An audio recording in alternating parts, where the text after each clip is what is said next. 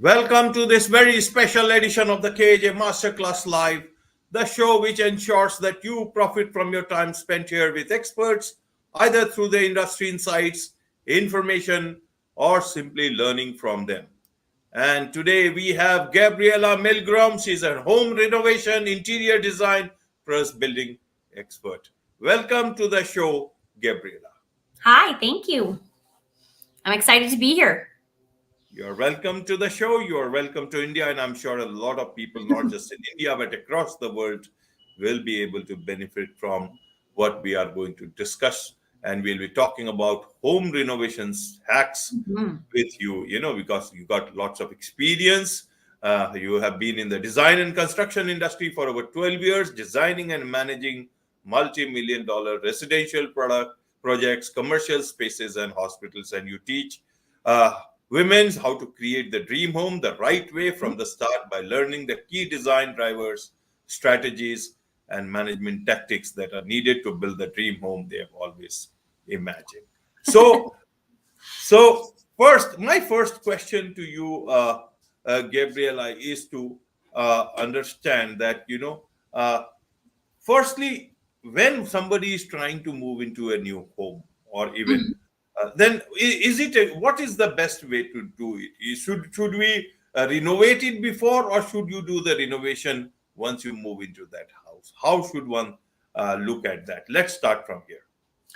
So when you're buying a new home and it's an existing house and it's not something that's new that you've designed with the builder, common thought process is that we purchase the house and then we're going to renovate it before we even move in, because then we don't have to worry about living in two spaces. We don't have to worry about renovating while we're living in the space.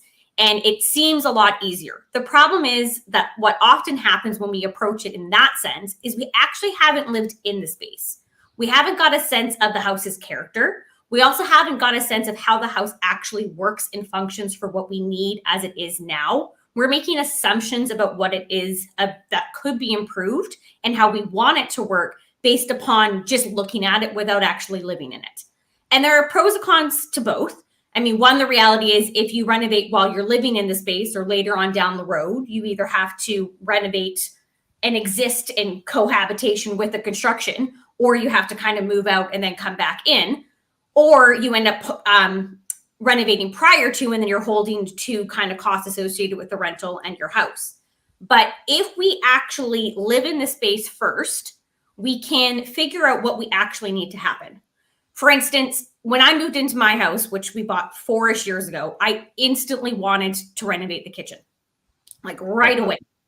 It has limited ability to push outwards. It's just a very old, like 1980s house. And when I went into the design process, I was like, this is what it's going to work. This is how it's going to happen. It's going to work perfectly. It ended up coming in budget-wise more than we could afford at that time. So we put a pin in it. And it's a good thing that we did, because living in it for 2 to 3 years after that original design idea actually made me realize how we needed that kitchen to really function for us now, as well as moving forward with children. And we never really would have figured that out had we just jumped the gun and been like, this is what I think is going to work based upon just a design thought process. Okay.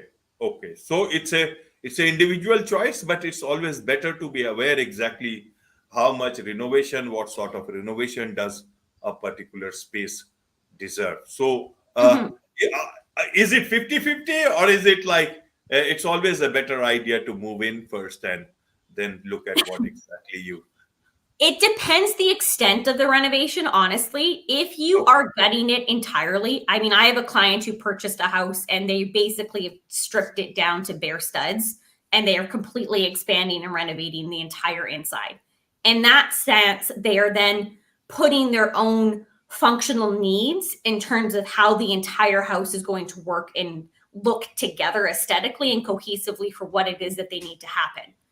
If you are piecemealing renovations and you are doing a little bit here and you're doing a little bit there, it's better to live in the space for a period of time and then figure out what it is that you actually need that space to work for you from a planning and a functional sense, because you'll often come up with ideas as well as solutions to how you need to grow and expand into the space that you wouldn't have known had you just renovated immediately upon purchasing the house? Okay. Okay. So now let's look at the renovation part itself, whether Mhm. before or after. So how do I know exactly? Because what exactly I need? People, well, you have an idea about your personality. You also have an idea about what you need for the children or for your office needs, maybe a home office or something. The husband may have his or her his own ideas about their requirements in terms of their office needs or a working space or whatever space it is.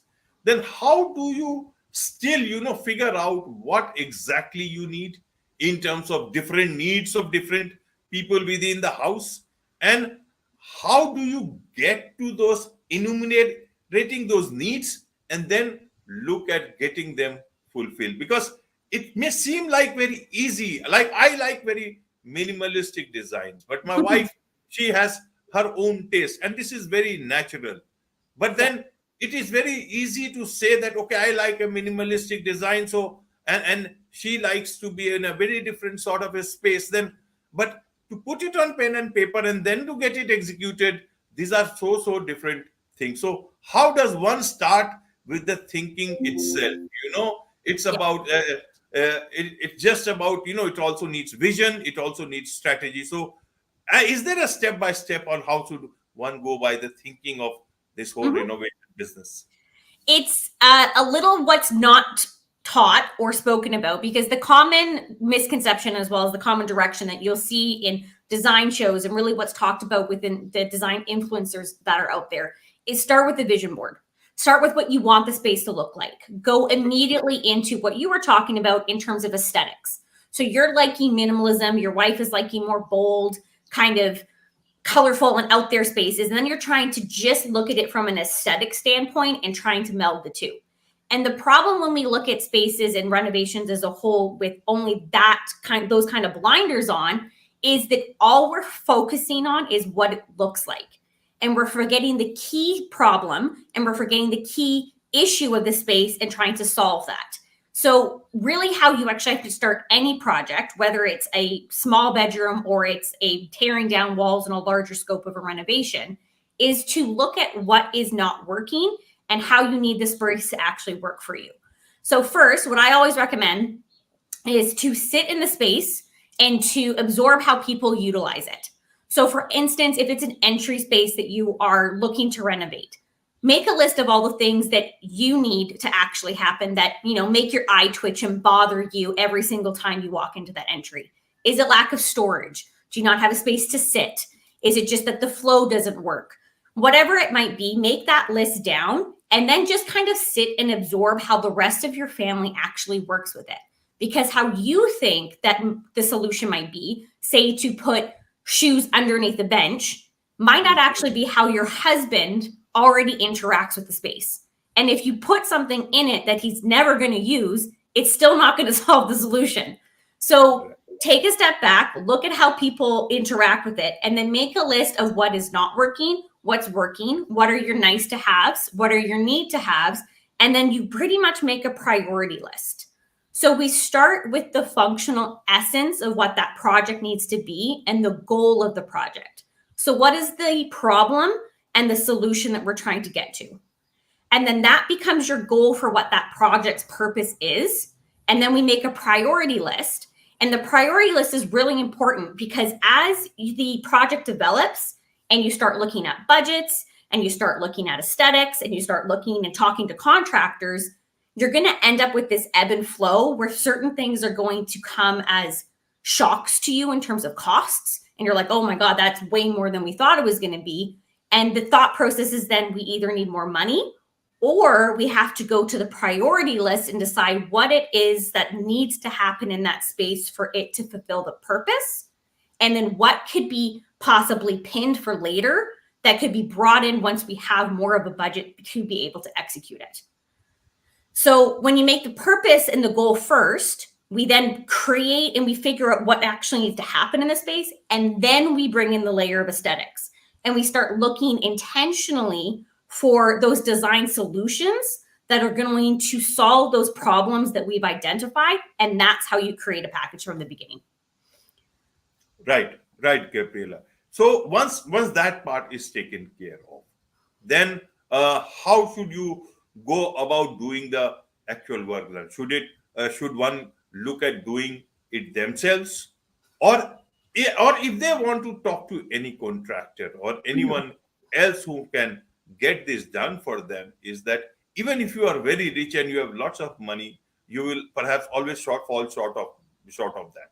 Mhm. And maybe the contractors have a way of knowing that this is the place where we can always make them stretch their budget as much as possible, and people are a bit emotional about such things. So what's the best way to look at what you need?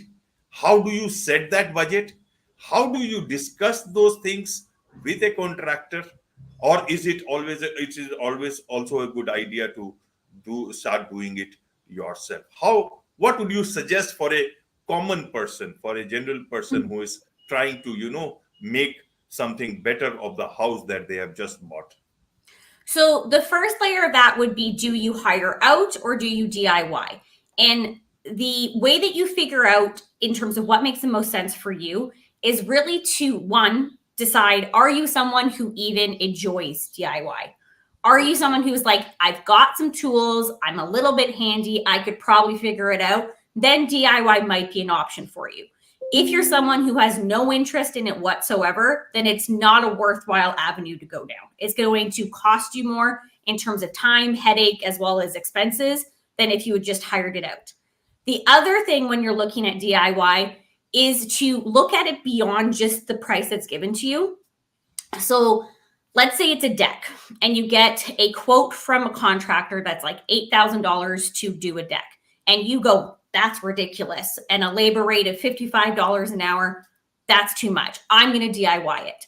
If we immediately just look at the value that's given rather than looking at what actually has to go into that deck renovation, we are missing a large portion of it. So if you're going to do the deck yourself, when are you going to do it? Are you going to do it in the evenings and weekends? Okay. So then how much time is that going to take you now? And then what are you giving up and what are you losing by spending your time doing this versus something that you might love? And then what is your hourly rate? Because if that's your time that you're taking away from maybe spending with your kids or going on vacations or whatever it might be, so what is that costing you? And then do you have all the tools? If you don't, and you don't have all the materials, what are you going to have to rent or buy in order to execute that project? Because there's a cost value to, one, your time and your energy, as well as that experience level and kind of the tool purpose in terms of how long it's going to take, as well as what needs to actually take place for that project. So when we look at it in that way, maybe it's $6,000 or $8,000 for someone experienced to do it, and it would take them 2 weeks. And maybe it's $5,000 for you to do it, but it's going to take 6 weeks. So, what's the difference in that sense? So that's one way of looking at whether or not you DIY or you hire out. Now, when you're looking at a budget, the biggest issues and common mistakes I find with budgets is that we think that the cost that is given to us by the contractor, say that $8,000 for reference, is our budget. And that's not the case.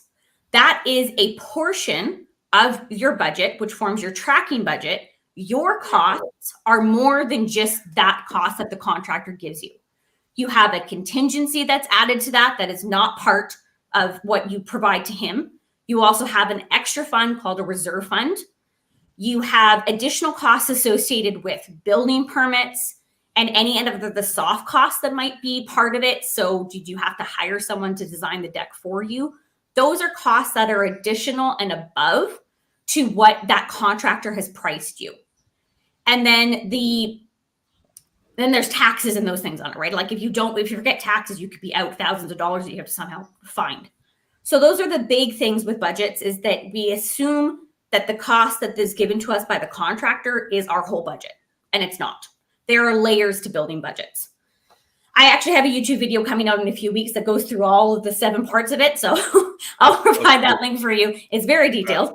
And then the other part of it is contractor hiring.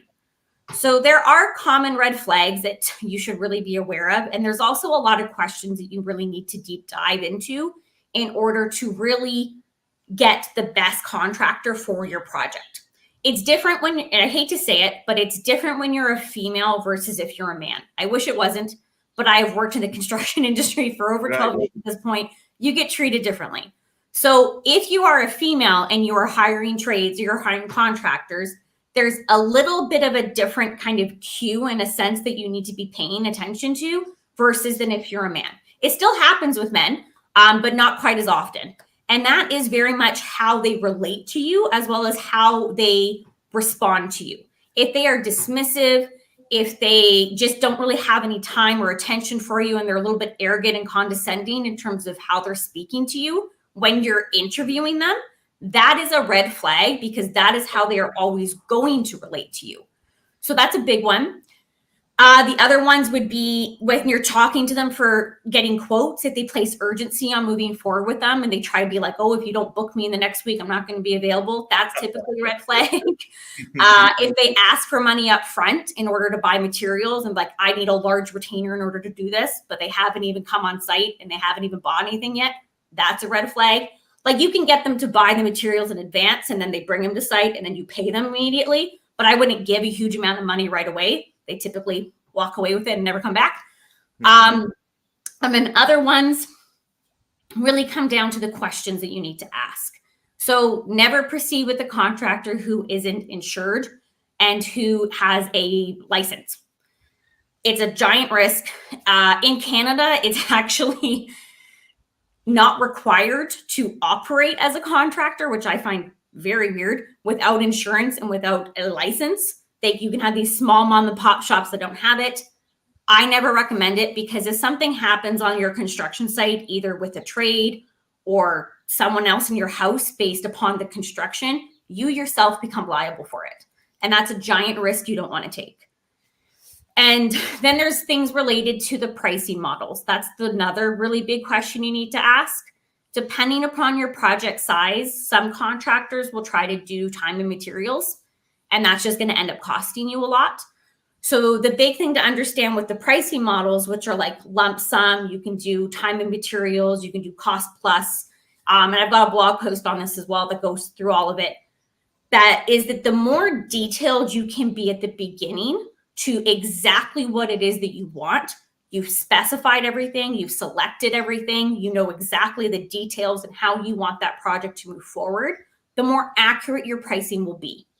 And this also means that you can go with a different type in a more secure form of contract versus time and materials and a very rough estimate, which can just keep on sliding scale and escalating. Right, Gabriel. So you talk about 7 costly renovation mistakes to avoid. I'm sure some of the points you have already mentioned here, but are there any that has been left out so that it will form the basis? People will just remember these things and that they can avoid for renovation. A big one would be starting without a plan. Some people jump right in and they decide I'm going to rip out a bathroom and I'm just going to go for it and I'm going to buy things as it goes. That's a very slippery slope to get yourself into, especially if you haven't figured out what it is that you want as well as what it's going to look like. You'll just end up spending money continuously, and it's a way of extending your project way longer than it needs to be, as well as spending much more than you should. That's a big one. So always kind of think about, again, relating it back to that purpose, that goal, and then building the budget based around that, and then layering in the aesthetic so that you can create that plan to move forward. The other ones we haven't talked about. We talked about budgets. Choosing lackluster trades or contractors. This relates back to the interview process, but more so in terms of when we place urgency on ourselves in order to finish a project within a certain time frame, we tend to engage trades or contractors that are immediately available or very significantly less expensive than someone who is more prestigious or has more experience, because we have this idea that, we need it done now, therefore, they're available, we're just going to do it. And more often than not, if you don't go through a very intensive question process, you'll end up with a contractor who really doesn't have the experience, or will walk away with your money and you'll end up costing yourself a lot more in the long run. And this relates back to DIY, is not using pros for aspects of the project that really should be. I personally will dabble in a little bit of DIY here and there, but I don't touch anything that's electrical or plumbing related. That's just my preference. To each their own. But really kind of, again, look back at what you can actually take on and what makes sense to actually like farm out to someone with more experience, more so in terms of how long it's going to take as well as ease of execution. Because a lot of the time DIY does take significantly longer and we forget to factor that in. Right, Gabriel. So, and when does a person like you come in? You are the expert. You know about home renovation, interior design, building expert. When do you come in, and how do people connect with you so that that they know that this is the person? It is better to connect before rather than getting deep into problems and then looking at a way out. By the time your money is also gone. So there's a couple different ways.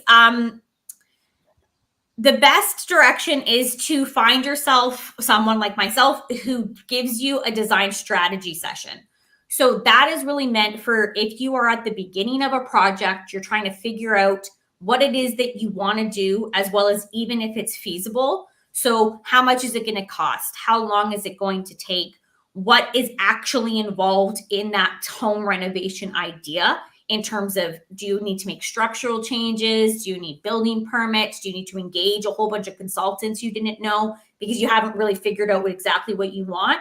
Find someone who will give you that consultation and that strategy session to go, okay, if this is what you want to do, this is everything that's involved in it. So then you can go, okay, it's going to take a year and a half to do versus what you might have thought of a couple months, and it's going to cost X amount of money. Is it worth it for me to proceed? So that is something that I do offer. And so find someone who does that. That's really the beginning process to really figure out from a planning standpoint, is the idea in your head worth it from a market value standpoint? I.e., if you put X amount of money into your house, are you going to be able to get it back? What's fully involved in that idea? And then how long and how much is it going to, how long is it going to take and how much is it going to cost? That's one really big thing to start from the beginning. And then if you're already kind of down the road and you're like, we're doing this, it's always better to bring an interior designer in earlier than you think is necessary. We have the experience to be able to guide you in terms of asking those really deep questions for what it is that you need, how is it going to work, and providing solutions that you might not have known. We can be brought in later, but often what that ends up happening is a lot of rework. So it's often better to bring us in sooner because then we can actually select everything for you. We can help you plan it all out and make all of those decisions in advance, which gives you that really robust package that you can go to your contractors and get more accurate pricing and then negotiate those costs and those time frames for execution. It's not this like ethereal idea. It's concrete. You know exactly what you're doing. Absolutely. So those people who may want to connect with you, how do they do that? How do they know more about you so that, they get to understand how you do things and what you do for them? So you can connect with me through my website at GabriellaMilgrom.co. Well, it's GabriellaMilgrom.co is the website. You can email me at GabriellaMilgrom.co, or you can follow me on Instagram at GabriellaMilgrom.co. Wonderful. I'm sure with all this information, all these hacks that you have shared, a lot of people will be able to benefit from all that. And for more, they will have to come to you. This is just one episode. There is so much to learn from you and to get help from. So on this note, it's a wrap on this very special edition of the KJ Masterclass Live. Thank you so much indeed for joining us. Thank you so much for having me. It was a pleasure.